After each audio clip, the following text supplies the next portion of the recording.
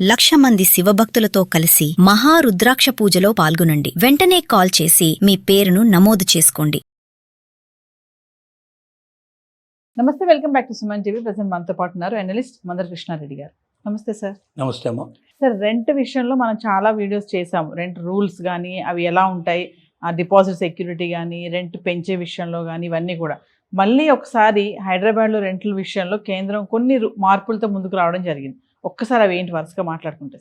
టెనెంట్కు ఓనర్కు మధ్యలో గొడవలు అనేవి సాధారణంగా జరుగుతూ ఉంటాయి.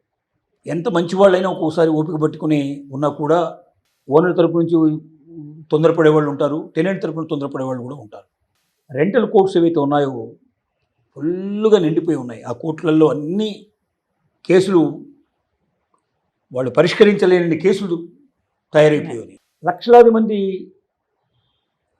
ఈ గొడవల్లో దిగి రెంటల్ కోర్టుకు వచ్చి కొంతమంది ఓనర్స్ రావడం, కొంతమంది టెనెంట్స్ రావడం ఇది సర్వసాధారణంగా జరుగుతుంది. కాబట్టి దీన్ని తగ్గించాలనే ఉద్దేశంతో భారత ప్రభుత్వం రెంటల్ యాక్ట్లో కొన్ని మార్పులు చేర్పులు చేయడం జరిగింది. దాంట్లో భాగంగా స్టేట్ గవర్నమెంట్స్ కూడా వాటిని మార్చుకొని ముందుకెళ్లాల్సి ఉంటుంది. తెలంగాణలో కూడా ఇప్పుడు ఆ యాక్ట్ అమల్లోకి వచ్చింది. కాబట్టి దీని ప్రకారంగా ఏంటంటే చాలామంది ఏం చేస్తారు, 6 నెలల రెంట్ ఇవ్వండి, 1 ఇయర్ రెంట్ ఇవ్వండి అనేట్లాగా ఇబ్బంది పెట్టే ప్రయత్నం చేస్తారు. నాన్ కమర్షియల్ అయిన వాటికి 2 నెలల కన్నా ఎక్కువగా రెంట్ తీసుకోవడానికి వీల్లేదు, అడ్వాన్స్ కింద. కమర్షియల్ అయిన వాటిల్లో 6 నెలలు మ్యాక్సిమం టైంలో తీసుకోవడానికి అవకాశం కల్పించారు. అంటే కమర్షియల్ షాప్స్ కానీ, గోడౌన్స్ కానీ అలాంటివి అయితే ఉన్నాయో, అంటే వ్యాపారం కోసం తీసుకునే వాటికి 6 months టైం పెట్టారు. రెసిడెన్షియల్ పర్పస్లో తీసుకునేటువంటి వాటికి 2 months పెట్టారు. 2 నెలల కన్నా ఎక్కువగా అడ్వాన్స్ తీసుకోవడానికి వీల్లేదు.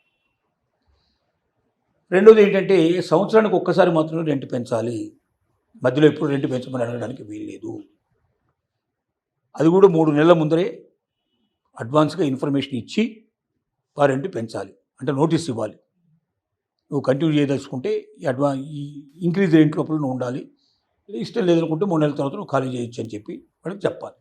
మూడోది ఏంటంటే నా ఇల్లు నేను ఎప్పుడైనా వచ్చి చూసుకుంటాను, తక్కువ వచ్చేస్తాను, ఇంట్లో లేడీస్ ఉన్నప్పుడు లేకపోతే ఎవరో పిల్లలు ఉన్నప్పుడు కూడా వచ్చి నేను ఇట్లా చూసుకుంటానటానికి వీలు లేదు. 24 hours ముందర ఇన్ఫర్మేషన్ పంపించాలి.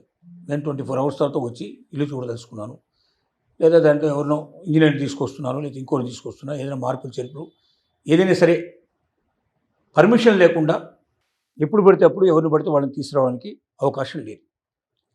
ఇంకోటి రెంటల్ అగ్రిమెంట్ కంపల్సరీగా రాసుకోవాలి. వితౌట్ రెంటల్ అగ్రిమెంటు తనకుండే హక్కులు పోగొట్టుకునే పరిస్థితి ఏర్పడుతుంది.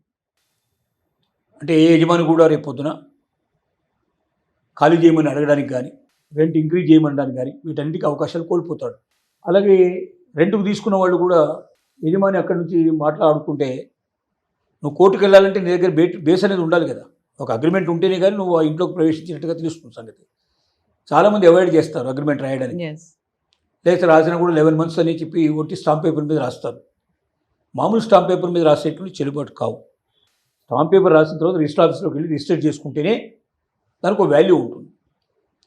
సో కంపల్సరీగా రెంటల్ డీడ్ అనేది ఉండాలి. రెంటల్ డీడ్ లేకుండా ఎవరైనా సరే టెనెంట్కి కానీ ఓనర్కి కానీ హక్కులు కోల్పోతాడు అనేది చాలా స్పష్టంగా తెలియజేయడం జరిగింది. సో రిపేర్స్ అండ్ సర్వీసెస్ ఏవైతే ఉన్నాయో వాటి ఎక్కడైనా సరే ఇచ్చినప్పుడు ఉన్న పరిస్థితి కన్నా భిన్నంగా ఉన్నట్టయితే కలర్స్ పోవడం లాంటివి, పెయింటింగ్స్ పోవడం లాంటివి అట్లాంటివి, లేదా బాత్రూమ్ డోర్స్ ఇట్లా ఏమైనా ఇట్లాంటివి వాటన్నిటికి కూడా వాళ్ళకు ఒక నోటీస్ లాగా పంపించాలి ఓనర్కి ఆ పని చేయమని.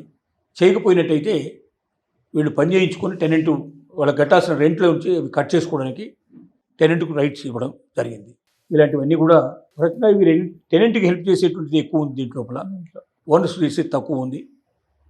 ఇవి 100% అమల్లోకి వచ్చినప్పటి నుంచి కొంచెం టెనెంట్స్కు భద్రత ఎక్కువ పెరుగుతుంది. ఓనర్స్ యొక్క అఘాయిత్యాలు కొంచెం తగ్గడానికి అవకాశాలు ఉంటాయి. దీని ముఖ్య ఉద్దేశం ఇది.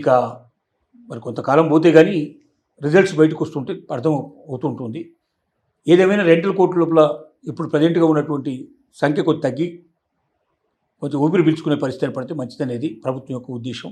దానికోసం ఈ టెనెంట్స్కు మేలు చేయడం కోసం ఈ ప్రయత్నం చేసి.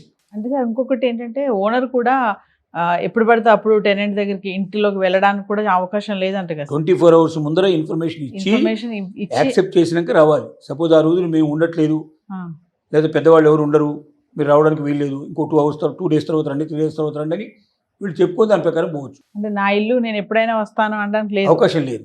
లేదు ఒకసారి రెంట్కి ఇచ్చిన తర్వాత నీళ్ళేమిటి, వాళ్ళే ఉంటున్న వాళ్ళే ఆ ఇల్లు సొంత ఇల్లులాగా చూసుకుంటారు కాబట్టి ఎస్ ఆటోమేటిక్గా ఇది పాటించాల్సిందే.